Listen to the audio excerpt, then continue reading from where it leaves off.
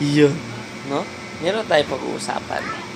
Patingin nyo mga kababayan, no? Kaya mga subscribers ko at syempre mga kapanood dito. Bakit umalis si Senator Amy sa alyansa? Siguro, alam niya na, may nakikita na siyang mali. Siyempre, sa kapatid pa niya, no? Sa tingin nyo, mag-comment ka nga dyan at pag-usapan natin. At kung hindi pa, mag-subscribe ka rin sa ating YouTube channel. Pag-usapan natin. Iyon, no? Meron tayo pag-uusapan. Patingin nyo mga kababayan, no? Kaya mga subscribers ko at syempre mga kapanood dito. Bakit umalis si Senator Amy sa alyansa? Siguro, alam niya na, may nakikita na siyang mali.